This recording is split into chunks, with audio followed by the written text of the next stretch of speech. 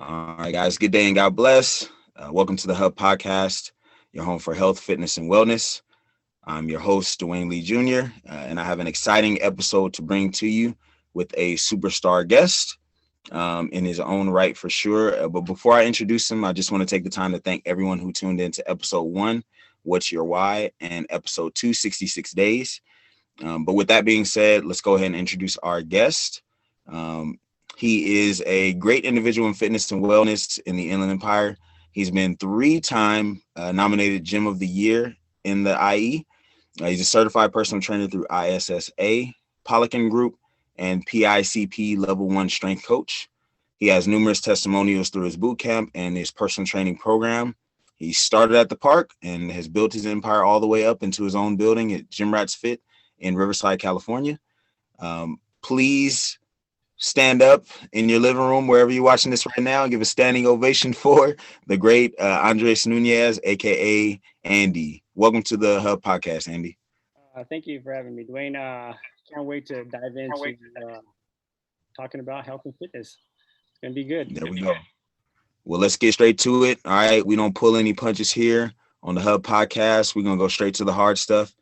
Andy, podcasting ain't easy. It ain't easy, brother. We like to ask the hard questions, and we're definitely like to dig into our guests. So today's game for the icebreaker that we have is called Play Me. So if there was an action movie, I know you and Courtney are really into action movies, right? If there was an action movie that was going to be autobiographical about Andy's life, who would you want to play the main character, and who would you select to play the villain in a live biopic about Andres Nunez? Let's go for it. I'm gonna have to go with The Rock. I mean, everybody loves The Rock, but The Rock story. I mean, if you guys have ever heard anything about The Rock, I mean, that guy started from the bottom, and then he just has slowly increased his character. I mean, as a person, as an individual, he's overcome so many obstacles. Just recently, I just saw the injuries that he had. I mean, that guy has he's done it all. And if he's gonna play a superhero, he's gonna be me. So I mean, I'm gonna use that guy as my superhero because he's pretty much can do it all. Right. And then as far as a villain, I'm gonna have to go with Tom Brady because that guy. That guy is something else, man. Don't get me wrong, all you Tom Brady fans out there. I mean, he is the greatest quarterback. I'm not saying that at all, but I'm just saying that guy is taking me out. I am a diehard Chiefs fan, so maybe that's why he's my villain right now for this life. But that guy is something else. All right, perfect. Number one Chiefs fan reporting in live with Tom Brady as his villain number one. This story, that was a great one. That actually very unexpected, but I understand, brother. I understand. I'm with you, and definitely The Rock. I can see you. You know what I'm saying? You get a few 100 pounds of muscle. Oh yeah. You know what I mean? I can see you. I'm going from Juwan, really, because that scrawny little guy, became The Rock. So I'm still a scrawny guy. I mean, I still think I'm lifting to try to look like The Rock, and I mean, it may not happen, but I mean, I'm trying as hard as I can. For sure. Awesome. For sure, Andy. All right. So that was perfect for the icebreaker. I appreciate that. Great sense of humor for sure. All right. So I kind of want to start and take a step back real quick. At the Hub Podcast, we were founded on the focal points of health, understanding, and belief. That is what the acronym HUB stands for. All right. So what is at the hub of your journey in the beginning? And then what's also keeping you in the fitness industry right now? Like what's keeping you grounded and what keeps you going every day? What got me into the fitness industry? I would say when how old was I? In I would say early 20s. I'm almost 40 now. So one of my sister's really good friends that they used to work together. His name was Brian Kamek. He was a PICP level 2 coach. So he did his certification through the Poliquin group. And he actually is the one that introduced me to who Charles Poliquin was. Because in the beginning, I mean, I think like maybe anybody else, I just and I didn't really have any like kind of structure of what I wanted to do or how I wanted to do it. And he gave me the options because he wrote my program for me, and he explained to me so many different things about tempo, exercise selection, structural balance, and all the stuff that was just like intriguing to me. I didn't realize it was that in depth. So he's the one that got me in, taught me everything about Charles Poliquin, as you guys may have heard of. He is the number one, or he was one of the number one strength coaches in the world. He did pass away. Actually, my good friend Brian passed away, and Charles passed away, all within a year or two away from each other. So it was a big hit for me when both of those guys were out of my lives, because technically for Brian, I would be able to call that guy for any advice I needed as far as like training wise goes, just because he's trained, multiple athletes for hockey and stuff like that, professional athletes. So he was the guy I would go to. So, I mean, they got me into it. And then as far as like keeping it going for myself, just trying to help people out and see them, just make progress. I mean, progress is huge. When someone comes up and tells me like, oh, I was finally able to perform a chin up, it's taking me X amount of time to do it, but you really helped me out. You really helped me out to, lose 5 pounds, lose 10 pounds. You really changed my eating habits, or whatever the situation may be. I mean, I got into this industry because I wanted to help people. And I think that's the biggest satisfaction that I get when I can help somebody and help them progress in any kind of situation, whether it be food or, exercise. So that's how I keep it going. Awesome, man. And definitely thank you for sharing your story.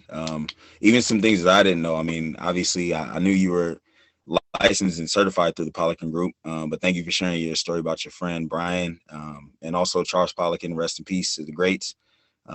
Definitely want to keep their legacy going for sure, and keep serving the people. I think you got a great heart for it, and I've seen it firsthand. So definitely along for the journey with you, and I appreciate you coming on and sharing all that stuff with us. So we're gonna jump right into episode 3. We'll get straight to the topic. But we're going to take a step back really quickly, because we're going to piggyback off the first 2 episodes. So I have a little bit of a structure going here that I like to keep going. The first episode focused more on our motivations and what's going to get us going and what's going to keep us going, even when times get hard, right? It's cold now. Nobody wants to wake up early.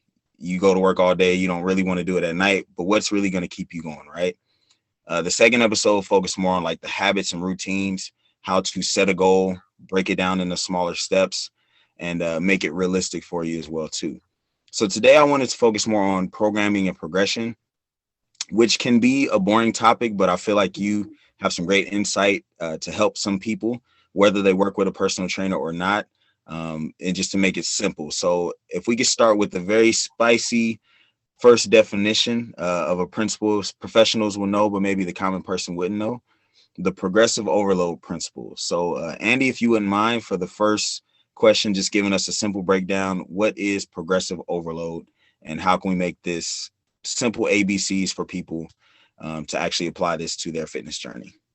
For progressive overload, I mean, if we're talking about, volume and weight and stuff like that, the simplest form of it is generally you'll see a program that says 4 sets by 10 reps. Okay, so that's 40 reps. So the first week you do 40 reps. Second week you're using the same weight, but you're able to squeeze out 2 more reps. Third week comes, you're on the last week of the phase, and then maybe you're able to squeeze out an extra 5 reps. So you've completed a total of 45 reps. So that's progressive overload via reps. Now you can also do the same kind of format doing progressive overload with intensity, which is weight or load. So if you say, for instance, we did 1,000 pounds of, the bench press one week, the next week, you did, 1,500 pounds, and the third week you did 2,000 pounds. So now you're making progressive overload via weight or load. And you can do a combination of both, which is ideal, and which you want to strive for. But I think in the beginning, that's going to be more for the advanced, and then beginners more just trying to increase the reps. So simplest way, I think, to do progressive overload through weights. Awesome. Good, simple definition. You can increase by reps or you can increase by weight. Optimally, we want to strive for both, but especially in the beginning, let's go ahead and try to up those reps, especially if you're using the same weight. I love those. Great definitions to start off with. So when it comes to certain progression and actually overloading, what are some signs people can know that it's time to step it up? It's time to push for those next few reps. It's time to add on a little bit more weight. What are some simple signs? Doesn't have to be super deep, but some simple signs they can know that it's time to keep pushing to the next level and go for that progressive overload. Simple signs. I mean, if you know, like if you're working with a trainer and like you're doing your, reps and you're thinking in your head like, hey, I probably could have done an extra 3 reps, but you didn't do them because, the program calls for 10 reps. Then generally that's about time that you need to step it up and make that progressive overload. Same thing goes for exercise selection. If you're trying to improve an exercise, it's always best to start with the movement that's going to be easier for the client. Depending on the client, of course, there's still an exercise progression for an advanced clients and beginner clients. So, I mean, whatever the situation may be, I can give you a brief example. And just if you had a client that was terrified of doing deadlifts, you want to start them maybe in a rack position. That way they're only doing a partial range of motion. So still practicing that hip hinge movement, but not going through that full depth so they're not scared, because a lot of times people injure their backs and not having the proper form and technique before they can actually do the movement correctly. So that's a simple way to do exercise progression. Awesome, definitely. And I think as far as the technical aspect, that's definitely something you definitely want to get in contact with a trainer about, like what lifts will be a good modification for your level, but if you're doing it on your own, there's also ways to kind of look up and get the knowledge to see what kind of progression you should be doing: partials, partial range of motions, half reps, isometrics, things like that as well too. Great point there as well. I wanted to talk a little bit about linear progression versus undulating progression and kind of break it down as simple as possible. I know those are tough to kind of cover for the general population. But how are linear progressions? Like, I know you've seen a little bit of experience with those versus we do more of an undulating style at the gym.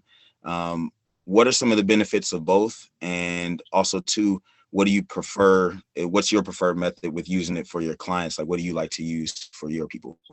I generally use both, because I do work with 2 different types of, not 2 different types, but multiple different types. But I would say more for lineal progression is going to be something that's going to be slowly increasing. So that's what lineal means. You guys are slowly making it increase. Say you're trying to improve your bench press, right? And I would say lineal, is really geared maybe for like a beginner in my thought process. So because you're going to make that slow progression to try to increase, say, the bench press. You're going up and up and up and up, and then you're going to finally hit a peaking point, which is fine, because in your training age, it's good to kind of switch up your training protocols. So I would use that linear progression for whatever exercise or whatever load for a beginner.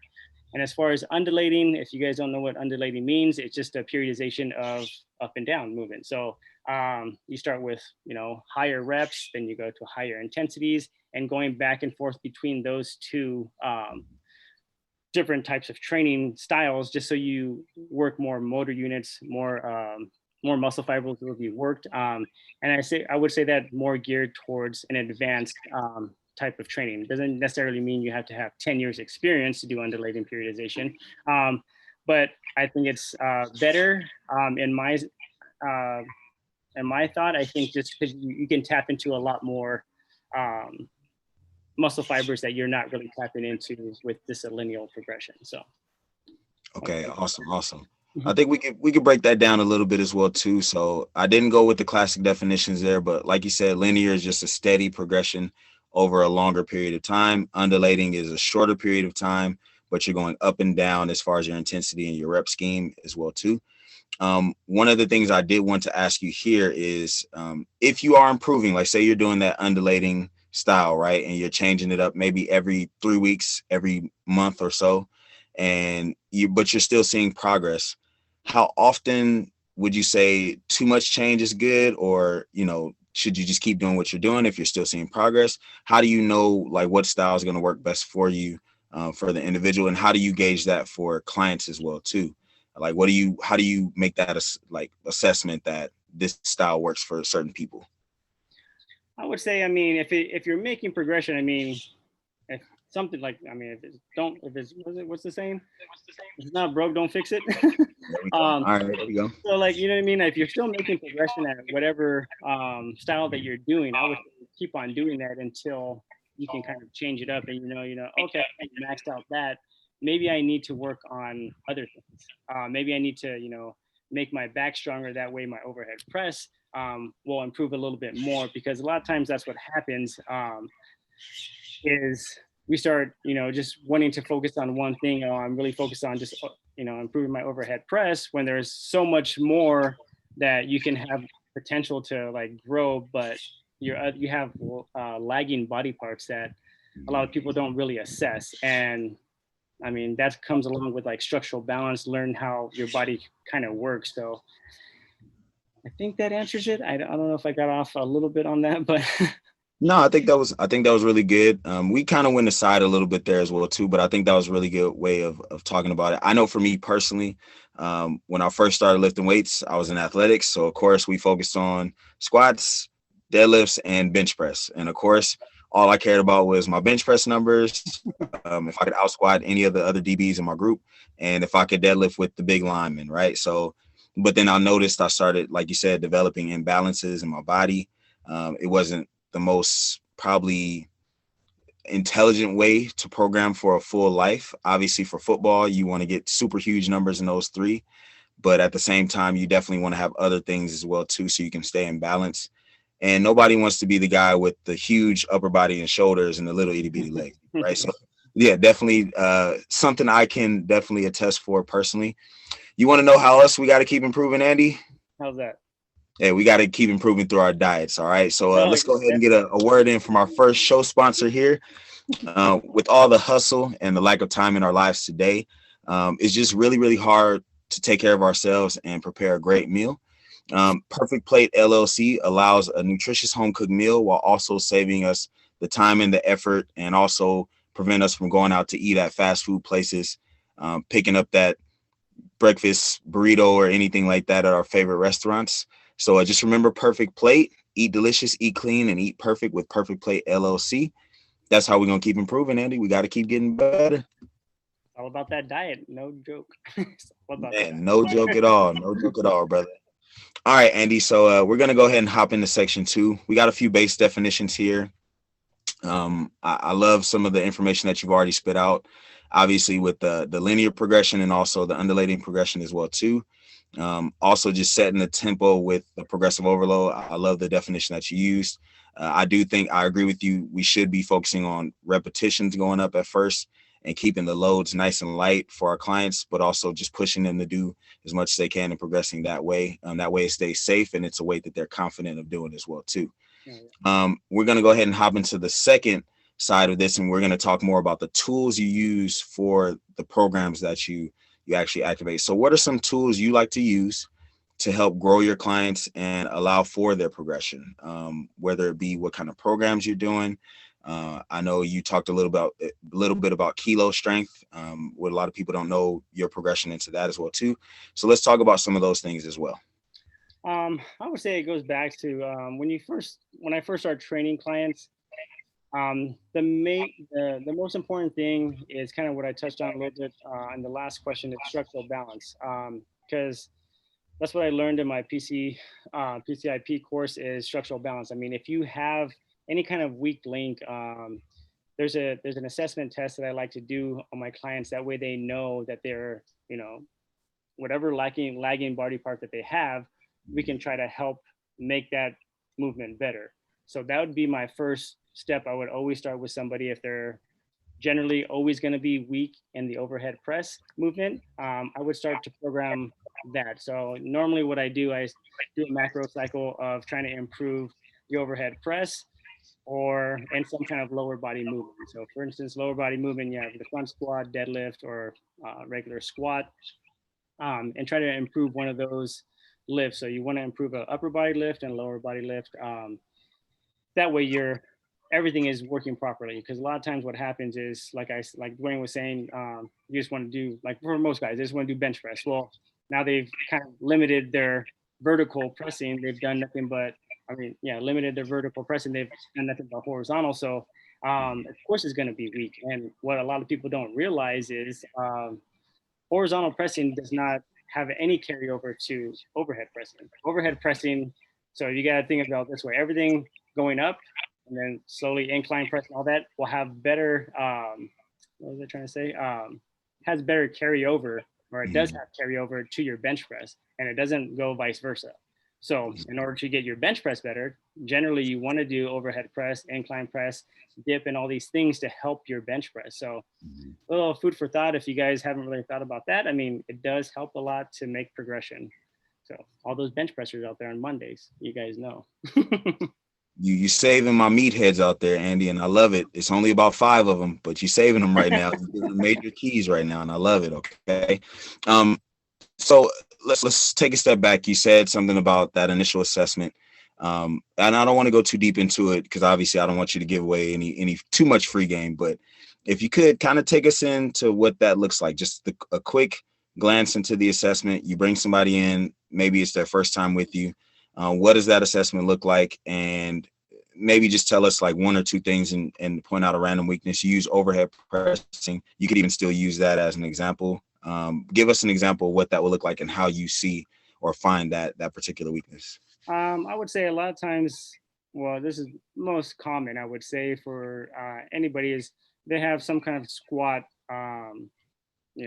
They have either poor mobility, which is like they don't have really good ankle or dorsiflexion in their ankle. So my first assessment with that was, just have them try to do the regular, back squat. Doesn't necessarily have to be with the barbell. Just you can check their form, just doing the regular squat. And then if I find the client is having, trouble, they could have knee caving in, they could have, just unable to get that, parallel level of a squat, then I would take the assessment and really focus on trying to help them improve their VMO. Because for the most part, they're going to have either weak glutes, they're going to have poor VMO traction, and then we're not going to be that strong at it. So my first variation generally is going to be some kind of split squat that's going to be, front foot elevated, because there is progression, just like we did like progressive overload for certain exercise, and a great variation to start to try to improve the squat would be like a split squat with your front foot elevated, because the raising of the front foot actually helps with dorsiflexion of the ankle, which is going to help you with that range of motion. So eventually, as the program progresses, you can take away that plates that you start with 2 45-pound plates, or a 6-inch box or whatever. Slowly make that progression so that person gets better dorsiflexion in their ankle, and then of course their squat will improve. So that's a variation that I like to use for their structural balance if they're having problems with their squats. Nice. Major bars here, dropping up some knowledge to these people. So let's kind of turn it over, make it a little more practical for people, because now they're interested, right? They hear your knowledge, they hear you spitting out all these gems, right?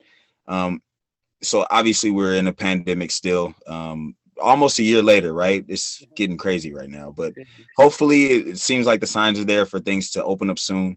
How are these people able to get this help from someone like yourself, a professional that's been in the game?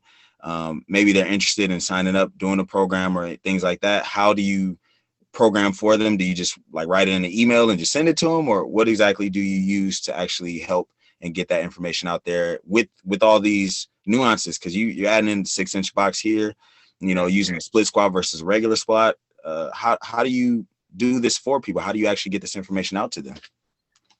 Well, for the longest time, I did do sending program just like you said, but that's a little bit in the past now. So I do use Train Heroic. It's a great app that's right on your phone that you can download.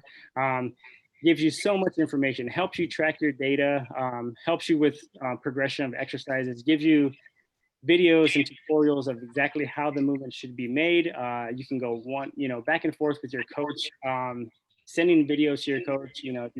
Shoot a video of you doing the squat. That way you can get complete feedback. So you can't just someone's just not telling you like, well, I tweaked my back doing the squat because it felt a little funny, but if you have a video, then you can kind of assess your client and be like, okay, well, this is probably where you need to fix, maybe lower the load and, try to work full range of motion. So I really love Train Heroic just because of the data aspect of it too, because you can track all for progressive overload, it's great because it gives you all your rep schemes, it gives you your sets, reps. At the end of the workout, it'll give you your total volume for the whole entire workout. So that's where you can kind of see like, hey, this week I did 15,000 pounds for my upper body workout. The next week you did 17,000. Like, so you're seeing that progressive overload, because you're doing it, you're adding the extra reps, you're doing the work. So, I mean, I really like Train Heroic for helping my clients. Awesome. Train Heroic, definitely a tool for the win and a tool for the people. Now, here's the next one. I'll throw you a bone, a little alley-oop. Let's just say it's Magic Johnson and Kareem. I'll be Magic, you be Kareem in this one, okay? What's the benefit of really getting with the professional? And I get a lot of people in my inbox, Andy, they see that you're doing training. They're excited for you. They're happy. You're throwing out a little bit of free game every now and then, right? And they want to pick you apart. They want to just get one or two things here and there. What's really the benefit of getting with a trainer to set up a program for you versus somebody like getting Instagram workouts or YouTube workouts? Why not just do it themselves? What's the difference? What sets you apart from other trainers? And what's going to make you stand out that you should be able to program for them better than they can do for themselves, Yeah. Well, I would say I think everybody's done it to where you start off and you're like, you doing this program, then you go to, Joe Smo over here and they, you really like what they're doing and you follow that program. Well, this whole podcast is about progressive overload. So in order for you to get good at something, if you're going from this program to that program and there is no format that you're following other than you're doing different exercises, which is great, which will be perfectly fine for when you're first starting. Trust me, because the beginner is always going to get the most adaptation right away, just because it's a new stimulus for them. But and they're doing something, right? Yeah, it's something that they're not doing. So yeah, that makes sense. But for longevity, which I like to see, I've had clients for over 6 years, and to keep them progressing continuously, you need to hire a coach. I would say someone like me, I've learned from some of the greatest people in the world that have taught strength and conditioning. So, I'm not saying I'm the best, but I like to learn. I really enjoy it. I really like to see people progress. And the difference between you putting the workout together is it could get stale. You know what I mean? You could just be like, okay, well, I'm kind of over this. Like, if there's no clear definition of where you want to go, like, hey, I want to improve, my squat to X amount of weight. Well, how are you going to make that progression? But just following a couple different programs. It's always going to be best to have something that's laid out for you that that you can make progression over time. So I like the way you put that, Andy. Definitely, for sure. And you could throw yourself a bone, Andy. You could say I'm the greatest in the world, man. There's nothing wrong with having a little confidence. I would definitely vouch for you for sure. I've seen your work. I've seen you be with people, like you said, for a great amount of time, and they're still making progress to this day. And I think that's one of the hardest things to do, is to keep it fresh for people, to keep them chasing new goals. But also, like you said, too, if you're hopping from program to program, how do you really know? Because the goals of each program is different, right? The way I program versus the way you program, the way that, the next person on Instagram or whatever programs, we all have different goals in mind. If you just keep hopping train to train, you're never quite arriving at the right destination, right? So I think it's safe to say we definitely need to go ahead and humble ourselves a little bit, find somebody that you're obviously comfortable with, and then hop in with them, help, set a clear goal that you want, and let them help build that journey for you. Now, if you had to choose, before we even get there, how do you, because I think the hardest thing for me right now is helping clients to set clear goals, because the goals change. I think that's one thing I covered from the last episode and that I got the most feedback on. I've had a few clients, they've lost, a certain amount of weight, but then they notice that weight really isn't the only goal in their mind, right? Now they want to actually gain a little bit of strength. Ladies, you never really hear ladies come to you and say, I want to really add muscle. After they lose about 20, 30 pounds. Never the case. it's never the case at first, but after they lose 20 or 30 pounds, all of a sudden, you know, when they notice there's nothing underneath that weight that they just lost, now they want to gain that weight back. So how do you help clients to actually find what the goal is and then attain it? How do you help them actually to get there as well too?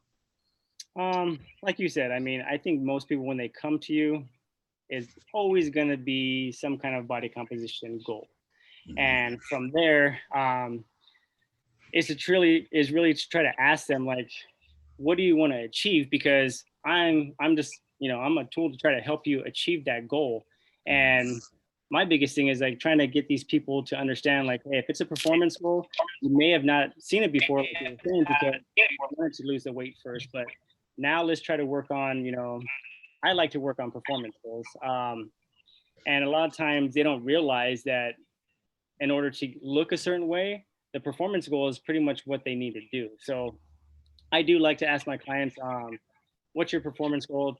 Generally after their body composition goals are met or even close to it, just so we can keep on progressing with their goals. So awesome.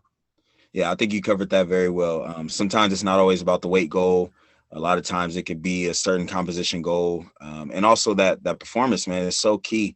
And I think just also too instilling the confidence in some of these clients that they can. I think that's the biggest thing. I've had so many clients tell me what they can't do. And then it's like a personal insult almost, like, how you gonna tell me what you can't do? I'm here to show you, baby. I wanna take you to the next level, not in a cocky way.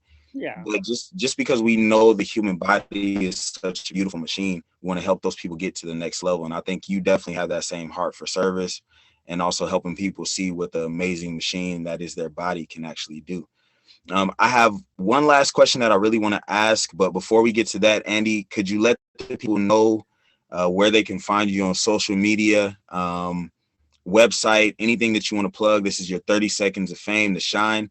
You're looking good. Got the sun behind you. Got the Gym Rats hat. I got the Gym Rats hat on. You know what I'm saying? Representing, baby. Let them know where they can find you at, Andy. So we are located in Riverside, 9950 Indiana Avenue, right across the street from the mall. So that's our actual location. If you go to our website, we're at www.gymratsfit.com.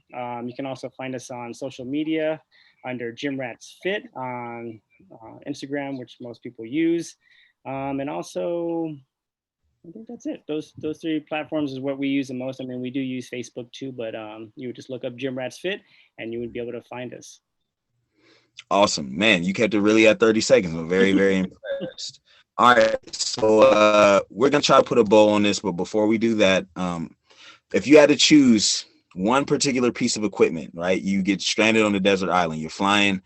You and Courtney are going to some beautiful tropical island, right? And the kids are with you, you know what I mean? But you only get to choose one piece of equipment to pack up, and that plane crashes, and that's all you have to build your fitness with for the rest of your life. What is that equipment and why? And I don't have to hear what Courtney wants, right? I just, I mean, because that's going to be a huge game changer if it's her decision. I'm not sure she's going to watch this, but if she does, I'll make sure to put in a nice Courtney. I didn't say that. I'm gonna have to go with a set of dumbbells. Because, I mean, I think I learned this, and I think a lot of our members learned this as well during quarantine, is you can do a lot with a set of dumbbells. I mean, people may not realize, and people may just have them kicking around in their garage and collecting dust, and they think that they can't do too much with it. But you can do so many exercises with, a set of dumbbells. You can do lunges, squats, push-ups. You can do, floor press, you name it. Pretty much every exercise that you have, I mean, or every exercise that there is, you can do with a dumbbell, and you can make it challenging. You can make it, I mean, we're going to be on an island, so we can use other stuff out there. Right. A little harder, you know what I mean? So I would definitely go with a set of dumbbells. All right, I like that answer. Definitely sticking to the fundamentals, keeping it simple, but also spicing it up with the dumbbells. All right, Andy, let's try to put this into a nice bow, maybe like a top 3 steps or ways to actually help people to program and progress. And I'll throw in a bonus one because I really think this one is very key. But let's start with number one. What do you think is like the number one key that we should be focusing on when it comes to progression? And we already talked about it earlier, as far as like the overload and stuff like that. So what's that number one key? Number one is don't go too fast too soon, I would say. Okay. Always try to get proper form before any kind of progression is made. So I mean, when I like Jane and I were saying, it's always best to go up in reps first, because technically you're not gonna lift a load that's not gonna be something that you're able to do. So always practice good form to make that progression a little bit easier. And it's not like a huge, you shouldn't be trying to rush to get there. You will get there, but you just have to take that time to do it. So. Awesome. All right. So as far as the next step in progression and knowing when it's time to make that progression, what would you say is like key point number two? Key point number two to make progression is track your data. A lot of times, I mean, that's why you should hire a coach. Honestly, because a lot of times if you're just going to the gym, you picked up a set of 10-pound dumbbells one week, the next week you pick up the same 10-pound dumbbells. Like, if you don't have any data to really track what you're doing, then you're never really going to make progression the way you want it to. It's going to take a lot longer for you to actually see the results that you're trying to get, because you're not tracking anything. So tracking is key to making progress. Major key with point number two.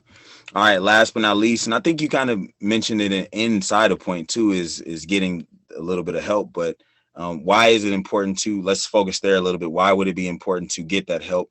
And what can that personal trainer do for you as far as your goals? What can that personal trainer help you to achieve?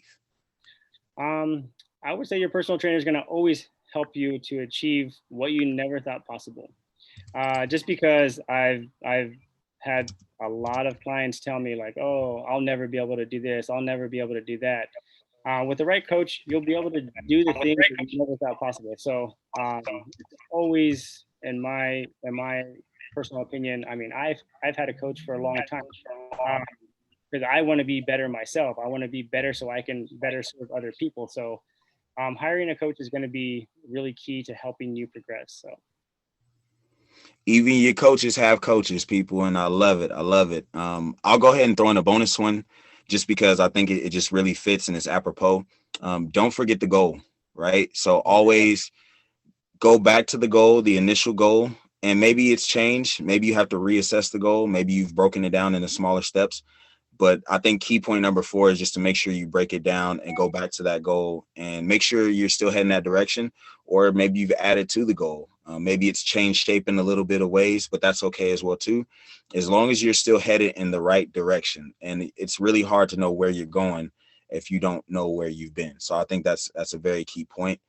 Andy, I want to thank you for coming on, taking time out of your day. It's a beautiful day in the backyard. Go have some fun with the kids. Have a brewski. I'll treat you to one next week when I'm back off of this photo shoot. And yeah, man, anything you want to add and give to our listeners before you go?